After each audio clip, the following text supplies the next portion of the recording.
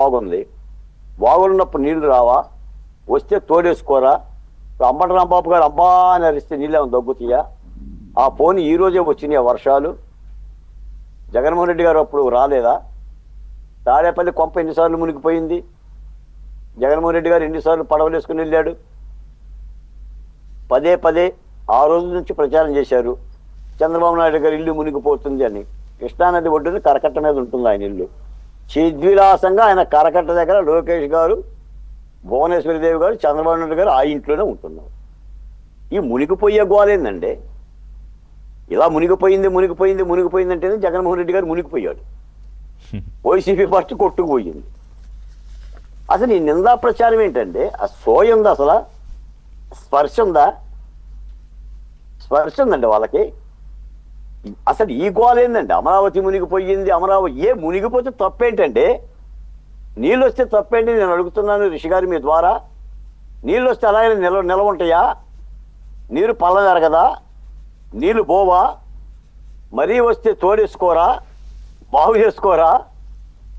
అంటే వర్షాలను చెప్పి నిందలేసి అక్కడ ఏదో జరిగిపోతుందని ఇప్పటికీ కూడా ఆ నిందా ప్రచారాన్ని పట్టుకుని వేలాడటానికి ఇంత పరాభవం జరిగిన అయినా కూడా అది ప్రజా జీవన ప్రాంతం అండి. అది 29 గ్రామాలు.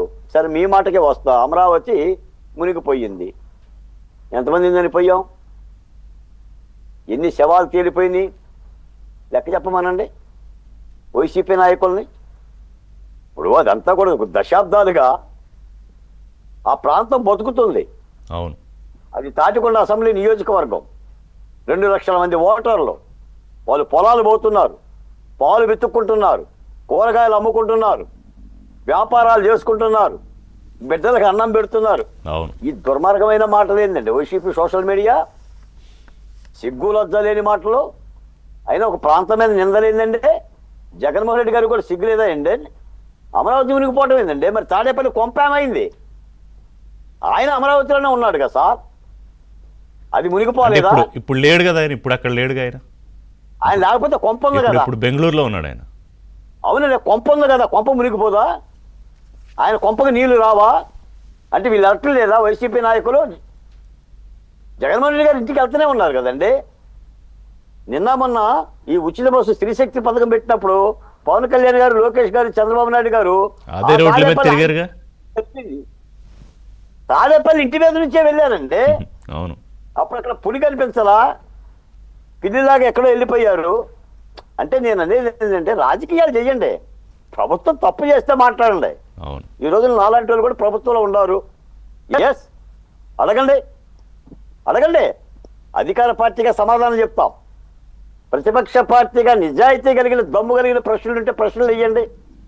ఈ రోజున అమరావతిలో 36 కోట్ల రూపాయలు ఖర్చు పెట్టగలిగే అడవిని పెంచారు ఆ రోజున మీరు.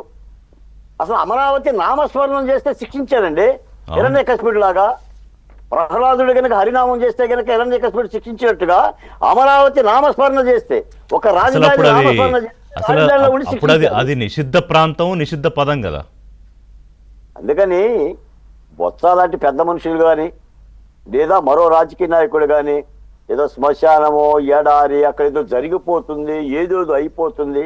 ఈ రోజున అమరావతి రాజధానిని చంద్రబాబు నాయుడు గారు ఉంటానుకో, లోకేష్ గారు ఉంటానుకో, పవన్ కళ్యాణ్ గారు ఉంటానుకో, లేదంటే రాజకీయ నాయకులు ఉంటానుకో ఒక పార్టీ జీవించడానికి కట్టుకోవటం లేదండి. అది రాష్ట్రానికి కొడుతున్న ఇల్లు, ఆ ఇల్లు రాష్ట్రానికి ఉపయోగపడుతుంది. కాబట్టి ఈ విధంగా వైసీపీ నాయకులు ఎప్పటికైనా సరే సోషల్ మీడియాలో అమరావతి మీద నిందలేయటం మానుకోవాలి.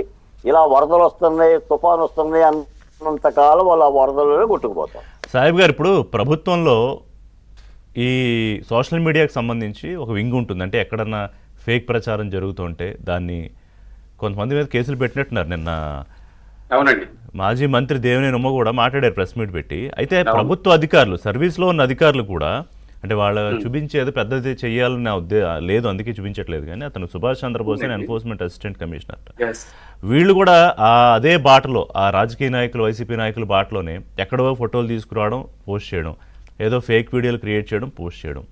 అంటే దీని మీద ఎందుకు మాట్లాడాలంటే సాహిబ్ గారు, ఇప్పుడు తెలియదు ఏదో ప్రాంతంలో, ఇప్పుడు హైదరాబాద్లో ఉన్న ఆంధ్రప్రదేశ్ సంబంధించి నేనే ఉన్నా, సపోజ్ నేను మీడియాలో ఉన్నాను కాబట్టి, జర్నలిస్ట్ కాబట్టి నాకు వాస్తవాలు ఏంటి నిజం ఏంటి అనేది ఒక అవకాశం ఉంటుంది తెలుసుకోవడానికి.